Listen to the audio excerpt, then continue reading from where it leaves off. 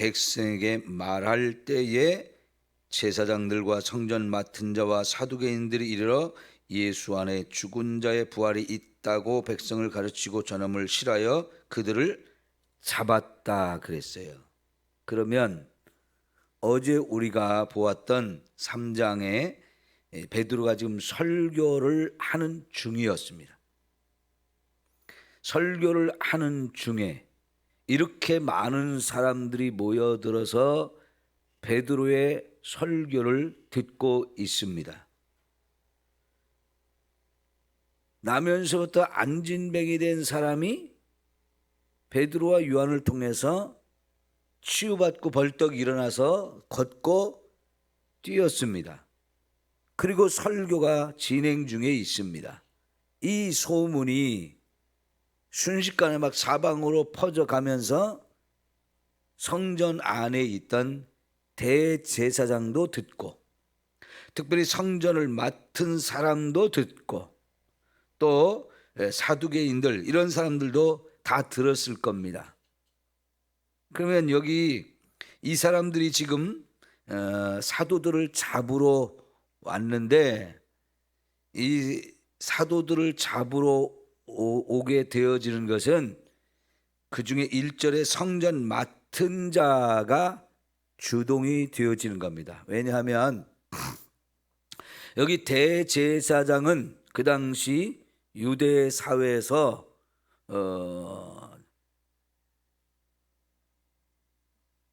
빌라도 총독을 제외하면 유대인들 가운데서는 최고 권력을 가진 1인자입니다.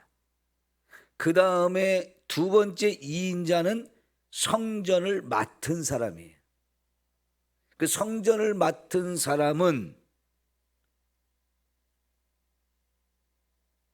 제사장이나 레위 지파 사람들 가운데에서 선택을 하는데, 그래도 대부분은 제사장들 가운데서 선택이 되어지고, 그래서 이 성전을 맡은 사람이 2인자라는 얘기는요, 그만큼 그 권세가 크다는 거고, 성전의 중요성이 유대인들한테는 최고의 중요성이잖아요. 그러니까 이 성전을 맡은 자는 성전 안에서 일어나는 모든 일을 관리하는 사람이에요.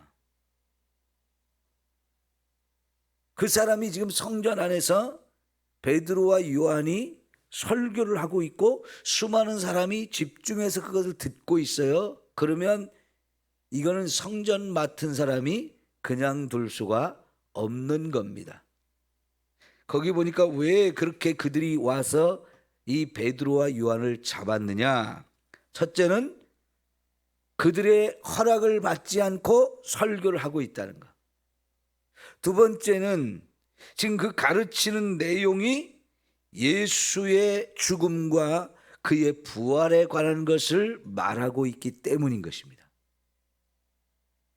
그러면 예수의 죽음과 부활에 관한 이야기를 하는 것이 왜 그들을 잡아가는 이유가 될까요? 여러분,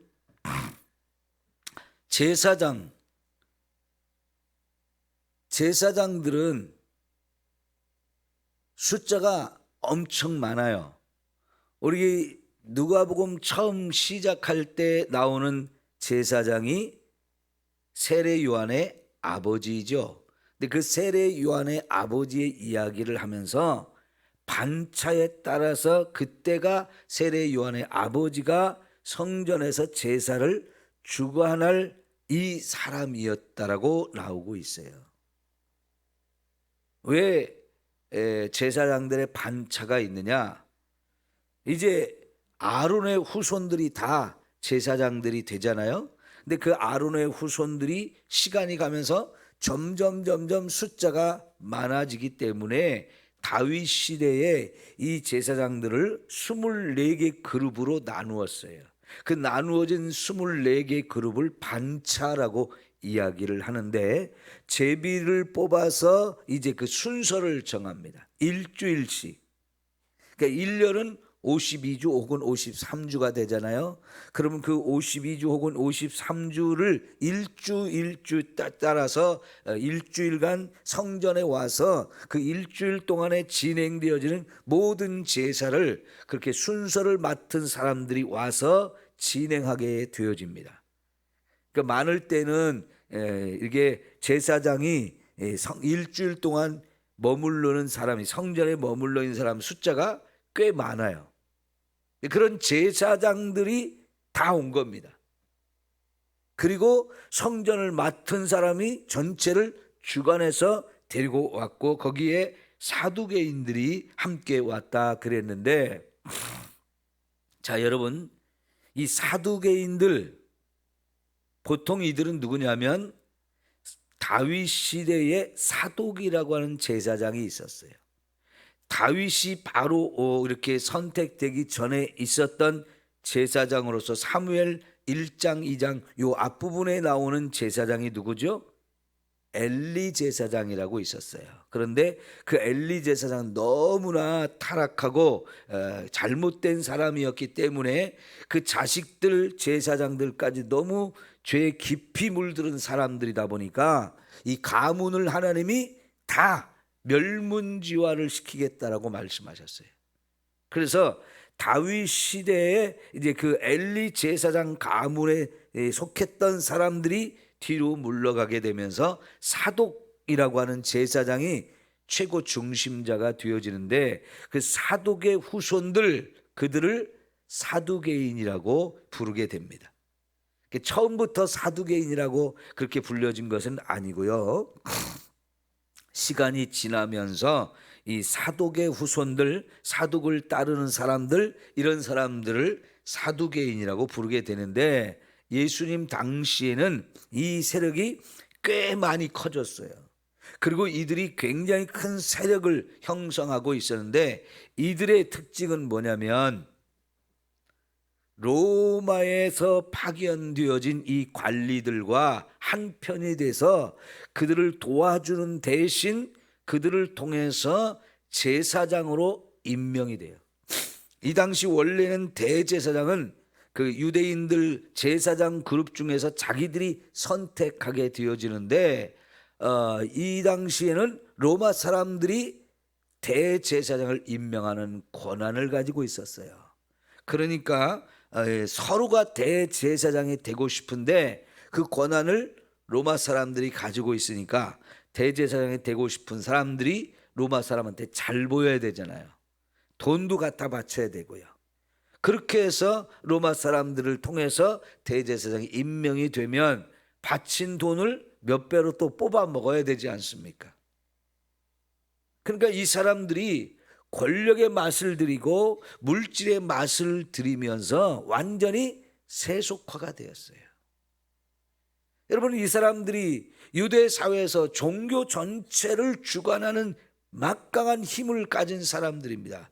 거기다가 이제 로마의 정치적인 것 빼고는 나머지 모든 것을 이들로 구성되어진 이 산헤드린 공회에, 거기에서 또 결정을 하게 되지고, 그 산헤드린 공회의 최고 권력자가 대제사장입니다. 그러니까 유대 사회에서 대제사장은 최고 1인자라고 제가 말씀드렸잖아요. 거기에 성전 맡은 자는 2인자이고요. 또 그들 중심으로 이제 사두개파가 형성이 되어져 있는데, 이 사람들은 특징이 뭐냐면 부활을 믿지 않는다고 그랬죠. 그 부활에 관한 문제로 예수님과 논쟁을 벌였었잖아요. 천사도 믿지 않습니다. 영혼도 믿지 않습니다. 구약 성경 중에 창세기부터 신명기까지 이 5권의 율법 외에 다른 성경은 또 인정도 안 했어요. 그러니까요, 하나님의 성전에서 매일매일 제사를 주관하고 성전을 맡아 관리하고 최고의 권력을 가지고 엄청난 부귀영화를 누리는 이들, 현실적인 것밖에는 믿지 않는 겁니다. 부활이 없다면 내세도 안 믿는 거예요. 이 땅에서의 천국을 말하고 죽은 이후에 우리가 가는 그 영혼의 천국, 예수님이 다시 올라가셔서 우리를 위해서 거할 곳을 예비하겠다고, 그리고 나중에 우리를 데리러 오겠다고 말씀하셨던 그 천국은 인정도 안 하는 거예요. 천국이 없으면 어떻게 되겠어요? 이 땅에서 잘 먹고 잘 사는 게 최고죠. 여러분, 이들과 약간 비슷한 이런 교리를 가진 게 여호와 증인이거든요. 그 여호와 증인들은 지상낙원을 자꾸 강조해요. 근데 요새는 지상낙원도 잘 강조를 안 하는 것 같아요. 며칠 전에 여호와 증인 전도하다가 만났는데 그런 얘기 안 하더라고요. 여러분, 그러니까 지금 하나님을 가장 잘 믿어야 되는 사람들이고, 남들이 볼 때는 하나님 가장 잘 믿는 사람처럼 보여요. 그리고 하나님을 그들이 제일 많이 아는 것 같고, 또 성경도 가장 많이 아는 사람들이에요. 그렇지만 그들은 지금 너무나 변질된 신앙을 갖고 있는 거예요. 여러분, 우리가 하나님을 믿는다고 다 믿는 게 아니에요. 교회를 다닌다고 다 하나님을 잘 믿는 거 아니라고요. 엉터리 신앙을 가지고 있는 사람도 많습니다. 왜 이렇게 엉터리 신앙생활을 할까요? 첫째는 말씀을 모르면 엉터리 신앙으로 가요. 우리가 우스갯소리로 그러지 않습니까? 내가 복음을 가진 사람이라고. 복음서가 4개가 있어요. 근데 그 복음서, 4개의 복음서 말고 내가 만든 내가 복음, 이걸 가지고 믿는 사람, 하나님이 우리에게 기록해 준 4개의 복음서 말고 내가 가진 내가 복음, 이걸 가지고 믿는 사람은 엉터리 신앙생활을 하게 됩니다. 또 어떤 사람이 엉터리 신앙생활을 할까요? 4개의 복음서 말고 또 수많은 성경, 66권의 성경을 우리가 다 알고 그 성경을 따라 신앙생활을 해야 되는데, 성경을 모르는 사람, 성경 모르고 신앙생활은 어떻게 돼요? 이 엉터리가 되는 거예요. 그래서 어제 저녁에도 제가 말씀을 따라 신앙생활하는 게 얼마나 중요한지를 강조했잖아요. 말씀으로 돌아가야 우리가 살 길이 열린다고 그랬잖아요. 그래서 에스라 같은 사람이 우리가 망하고 이렇게 부끄러움과 수치를 당하는 것은 엉터리 신앙생활을 했기 때문이다. 말씀대로 살지 않았기 때문이다. 이걸 강조하면서 이제 백성들에게 말씀을 가르치기로 결심을 했다고 그러잖아요. 그리고는 진짜 말씀으로 그 나라, 그 백성들을 다 개혁을 해버렸어요. 이 얼마나 어려운 일인지요. 그러나 하나님이 그런 일꾼을 세워놓고 그 일꾼을 통해서 유대인들을 완전히 개혁을 시켜버렸어요. 말씀의 사람으로요. 말씀이 없으면 아무리 그가 대제사장이고 제사장으로서 아무리 가서 성전에 가서 예배를 집전하고 인도한다 해도 엉터리는 엉터리예요. 그 대표적인 사람이 바로 엘리 제사장이었어요. 그러니까 하나님이 이런 사람은 안 된다 하면서 그를 죽여버리고 자식도 다 죽여버리지 않습니까? 하나님 앞에 우리가 이왕에 믿는다면 제대로 믿어야 돼요. 하나님은 아는데 예수님은 몰라요. 하나님은 믿는데 그 예수님이 우리를 구원하실 분으로 보내주신 예수님은 안 믿어요. 지금도 유대인들의 대부분이 하나님을 가장 잘 안다고 하면서, 그 하나님 주신 말씀을 가장 잘 안다고 하면서 말씀의 핵심인 예수 그리스도를 몰라요. 그 예수 그리스도를 안 믿어요. 이게 유대인들의 불행입니다.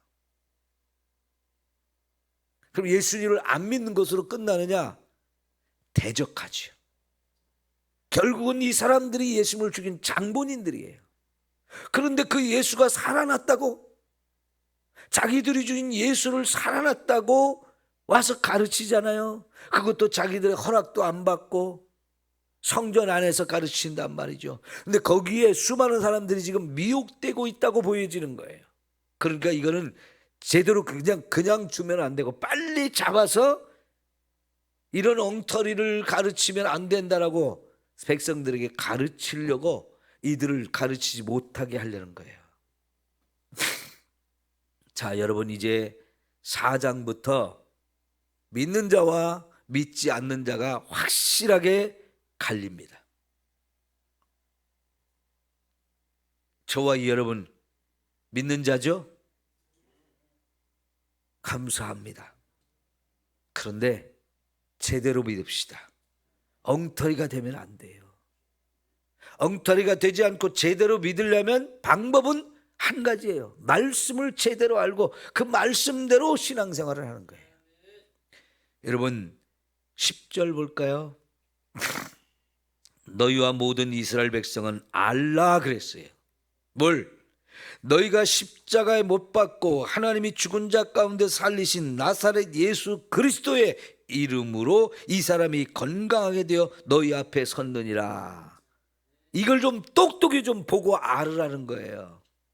그 예수 그리스도의 이름으로 나면서부터 안진뱅이 된 사람이 벌떡 일어난 것이 너무나 분명하고 확실한데 너희들이 다 보았고 너희들이 다 들어서 알고 있지 않느냐. 그런데 그걸 누가 했느냐? 나사렛 예수 그리스도, 너희가 죽였던 그 예수님이 살아나서 하신 일이라는 거예요.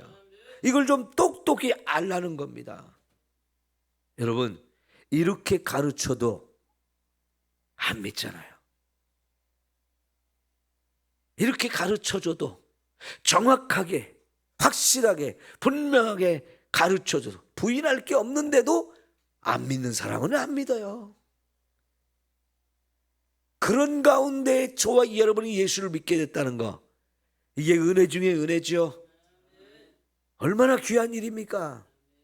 이 귀한 믿음을 가졌다는 사실 여러분 감사하세요. 이 믿음이 얼마나 귀한 믿음인가. 나 같은 사람이 예수를 믿게 되었다. 최고의 은혜인 거예요. 예수를 믿게 된 것 자체가 최고의 은혜인 거예요. 그 은혜를 받았으면 이 믿음이 금보다 더 귀한 믿음이라고 그랬잖아요. 제대로 신앙생활을 하도록 힘써야 됩니다. 그러나 안 믿으면 결국은 예수님을 죽인 사람들이 또 죽이는 거예요. 예수님을 대적하고 그 예수님이 죽어도 다시 사시는 분인데 분명히 살아난 것이 확실한데 그들도 알고 있어요. 그런데 예수를 안 믿으니까 죽었다라고 부활하지 않았다라고 자꾸만 말하고 싶고 사람들한테 그렇게 가르쳐야 되는 거예요. 안 믿으니까요. 얼마나 이율배반적인 겁니까? 살아난 분을 안 살았다고 여전히 죽은 상태라고 그렇게 생각하고 그렇게 사람들에게 말해야 되는 이 상황이 얼마나 잘못된 거예요. 자기들도 예수가 부활했다는 거 다 들었잖아요. 그리고는 그 예수가 부활했다는 걸 감추기 위해서 그 무덤을 지키던 병사들한테 돈을 주고 제자들이 훔쳐갔다라고 말하게 했잖아요. 그래 놓고는 계속 예수는 죽었다고 살아나지 않았다고 말하고 믿고 있으니 이 얼마나 우스꽝스러운 얘기입니까? 지금도 베드로와 요한을 통해서 그 예수 그리스도의 이름으로 병든 자가 치유받아서 너무나 많은 사람들이 보고 들었고 자기들도 지금 다 보고 들었단 말이죠. 설교를 하고 있는 중에 오자마자 붙들었다라고 생각할 수는 없습니다.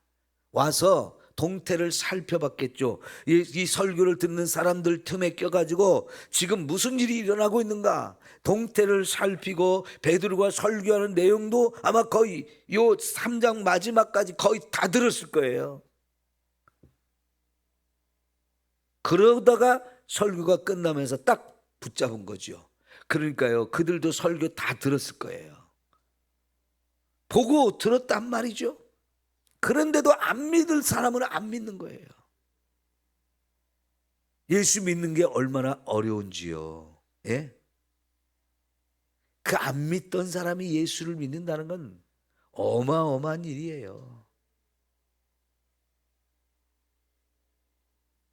우리가 10월 14일 날 이 지역에 경로잔치를 준비하고 있는데 많은 분들을 초청하잖아요.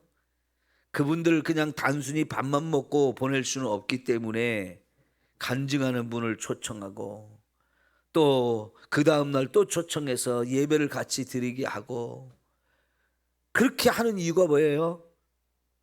한 번만이라도 예수님의 이 복음을 듣게 해서 믿게 하려고 그러는데 밥만 먹고 가지요 이걸로 끊는 사람이 얼마나 많겠어요.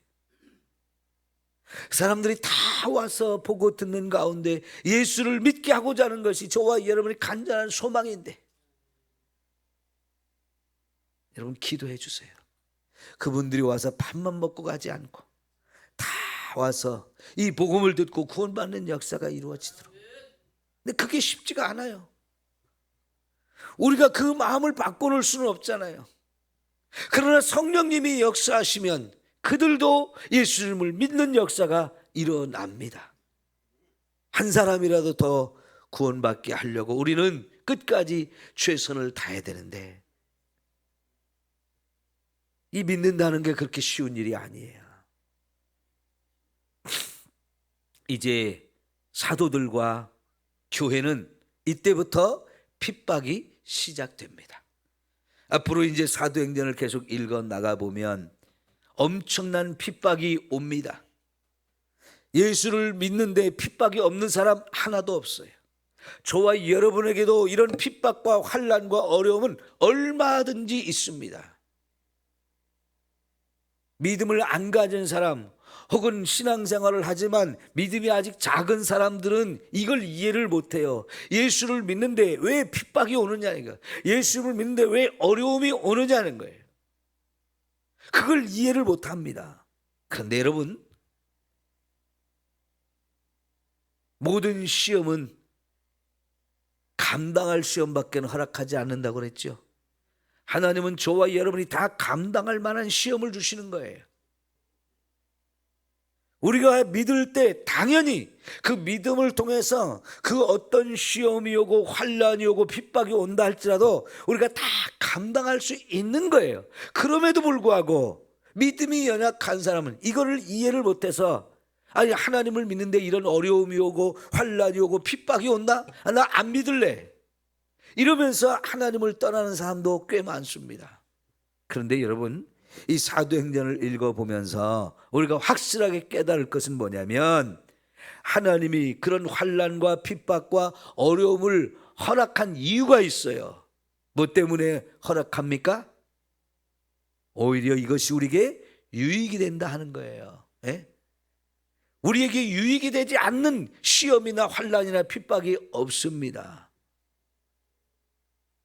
분명히 환난이나 핍박과 어려움들 우리가 원치 않아요. 그걸 견디고 그것을 이기려면 참 힘이 들기 때문에요. 그러나 여러분, 하나님께서는 그것이 오히려 우리에게 유익이 된다라고 말씀하십니다. 그래서 하나님을 사랑하는 자, 곧 그 뜻대로 부르심을 받은 자들에게는 모든 것이 합력하여 선을 이룬다라고 말씀하셨어요. 저와 여러분에게 예수를 믿는 가운데 그런 어떤 환난과 시험과 핍박과 어려움이 온다 해도 우리는 믿어야 됩니다. 하나님이 이것을 통해서 나를 더 유익하게 한다고, 모든 것이 합력하여 선이 되게 하신다, 이것을 믿고, 그러면 그런 환난과 고난과 어려움이 올 때 우리는 담대해져야 돼요. 그러면서 이걸 통해서 하나님이 나에게 뭘 주시려는 것일까? 뭘 깨닫게 하시려는 걸까? 내가 깨달아야 될 것이 무엇일까? 이걸 생각하면서 우리가 대하면 그 어떤 어려움도 저와 여러분을 넘어뜨릴 수 없습니다. 오히려 그것이 정말 우리에게 큰 유익이 되는 것을 우리는 볼 수 있어요. 자, 여러분, 처음으로 베드로와 요한이 설교하다가 잡혔습니다. 처음 경험하는 일입니다. 그러나 예상되었던 일이에요. 왜요? 예수님을 죽인 자들이 최고의 권력자잖아요.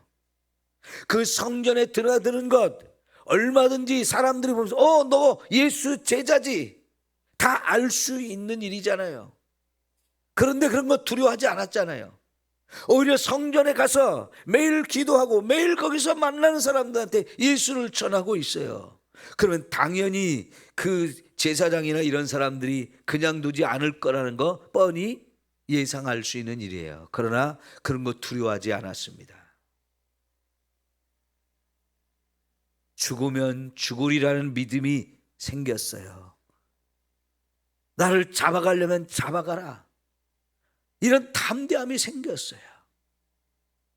그러니까 잡아가도 그런 것에 대해서 겁내고 두려워하는 것이 아니라요, 얼마든지 당당하게 그것을 통해서 더 확실하게 이 예수님을 죽였던 사람들에게 너희가 죽인 예수가 살아났고 그분이 우리의 하나님이 약속했던 그리스도가 맞다라고 복음을 전하잖아요. 이런 기회가 아니면 언제 이 사람들을 만나고 언제 이 사람들한테 복음을 전하겠습니까? 오히려 그런 기회가 바로 그들을 만날 수 있는 기회이고 당당하게 복음을 전할 수 있는 기회가 되어지잖아요. 여러분, 환난이 오고 핍박이 오고 고난이 와도 두려워하고 도망가고 피할 것이 아니에요. 하나님께 감사하면서 기도하면서, 하나님, 제가 이런 상황에서 어떻게 해야 하나요? 무엇을 해야 할까요? 어떻게 해야 하나님께 영광이 되고 내게도 유익이 될까요? 내가 깨달아야 될 것이 무엇인지 가르쳐 주세요 하면서 이걸 감사함으로 받고 기도하면서 우리가 한 걸음 한 걸음 나가다 보면 하나님의 뜻이 이루어집니다. 하나님이 저와 여러분에게 더 큰 은혜를 부어줍니다. 그래서 하나님은 우리에게 이런 시험을 당하는 것도 허락하고 환난과 핍박도 다 허락하는 겁니다. 이기십시오. 견디십시오. 그리고 하나님의 뜻을 깨달으십시오. 그때 하나님께 영광을 돌리시는 저와 여러분이 되어지는 겁니다. 여러분, 이런 속에서도 믿는 자는 5,000명이 또 늘었어요. 어제 확인했듯이 남자의 수가 5,000명이었으니까 여러분, 지금 2장에서 오순절에 성령이 강림했고 나가서 설교해서 3,000명이 믿었는데 3장 4장은 그로부터 얼마의 시간이 흘렀는지 우리가 알 수가 없습니다. 그러니까 오순절에 명절을 지키러 왔던 사람들도 돌아갔을 수도 있고 돌아가지 않았을 수도 있는데 어쨌든 예루살렘에 그 당시 한 3만 명 정도가 살았을 것으로 추측을 합니다. 그럼 그 3만 명 중에 여기 지금 3,000명도 예수 믿고 5,000명도 예수 믿고 했으면 여기 여자와 어린아이 수는 헤아리지 않았으니까 얼마나 많은 사람이 예수를 믿게 된 거예요. 그죠? 엄청난 하나님의 은혜가 임한 겁니다. 성령께서 구원의 문을 활짝 여시고 수많은 사람들의 마음에 말씀을 들려주면서 믿게 하는 놀라운 은혜가 임한 거예요. 여러분, 오늘 또 우리가 기도해야 될 것은 바로 그거예요. 하나님, 지금 우리 주변에 믿지 않는 사람들을 믿게 해주옵소서. 그러려면 우리가 전도해야 되고요. 그래서 우리가 구원대회를 하는 거예요. 자꾸만 전도해야 돼요. 매일매일 구역별로 나와서 이렇게 전도하는 거 여러분 부지런히 해야 됩니다. 이것도 못하시는 분들이 아직도 우리 교회 안에 많아요. 왜? 전도가 부담스럽다고, 힘들게 생각하면 나는 못하겠다고, 안 하겠다고 고집 부리시는 분들이 있는 거예요. 그러나 여러분, 우리는 소원해야 됩니다. 아직도 예수를 안 믿는 사람들이 빨리 예수를 믿게 해달라고. 이렇게 좋은 것을, 이렇게 은혜로운 것을, 이렇게 엄청난 하나님의 은혜가 쏟아지는 것을 왜 이렇게 모르고 그렇게 어둠 속에서 죄악 가운데서 죽음의 길, 멸망의 길로 달려가고 있잖아요. 그냥 두면 안 됩니다. 성령님은 지금도 그들을 구원하기를 원하는데 전하지 않는데 누가 듣겠으며 들은 것이 없는데 누가 믿겠냐고 말했습니다. 그래서 복음을 들고 산을 넘는 자들의 발걸음이 너무나 아름답다고 말하지 않습니까? 여러분, 산을 넘어간다는 건 쉬운 일이 아니에요. 숨이 막 헐떡헐떡 차올라야 됩니다. 다리가 무거워집니다. 그래도 이 산을 넘어가서 저 산 너머에 있는 사람들에게 복음을 전하려고 하는 마음을 가지고 산을 넘는 거예요. 터키에 성지순례를 가니까요, 사도 바울이 옛날에 복음을 전하기 위해서 넘었던 산을 차를 타고 넘어가는데, 차를 타고 가도 힘들어요. 얼마나 높은 산인지, 그리고 그 산이 얼마나 험한지. 그 산을 넘어가다 보니까 진눈깨비가 내렸습니다. 사도 바울이 그 산을 넘어갈 때는 그런 일이 없었겠습니까? 그런 깊은 첩첩 산중을 넘어가는 길에는 강도도 얼마든지 있을 수 있거든요. 그러니까 얼마나 어려우면 같이 가던 마가가 나는 도저히 못 가겠다고, 너무 힘들다고, 그냥 나는 집에 갈 거야 하고 그냥 가버렸잖아요. 얼마나 힘들었으면 그렇겠어요. 이 마을에서 저쪽 마을 찾아가는 게 멀어요. 얼마나 많이 걷고 얼마나 많이 힘이 들었겠습니까? 그럼에도 불구하고 사도 바울은 복음을 전하는 일을 포기하지 않고 멈추지 않고 이 마을에서 복음을 전하는 또 다른 마을로 찾아가고 또 찾아가면서 계속 복음을 전하러 다니는 거예요. 차를 타고 가도요, 몇 시간씩 차를 타고 가야 그 다음 마을을 만날 정도인데, 지금도 그런데 그 옛날에는 얼마나 멀었겠습니까? 걷는 거 아니면 말이나 낙이나 이런 걸 타고 가야 되는데요, 차를 타고 가도 몇 시간을 가야 하는 그런 거리인데, 그 옛날에 복음 전할 사람을 만나서 그 사람에게 복음을 전해서 그 영혼을 구원하고는 이 열정이 얼마나 불타올랐으면 그 길을 다니면서 복음을 전했겠어요. 사도 바울이 그렇게 복음을 전하면서 고생했던 얘기 너무나 많이 하잖아요. 여러분, 힘들어도 복음을 전해야 합니다. 복음을 들어야 영혼이 구원받으니까요. 기도합시다. 사랑하는 우리 하나님 아버지, 오늘 우리가 예수를 믿게 된 것이 얼마나 큰 은혜요 축복인지요 다시 한번 깨닫습니다.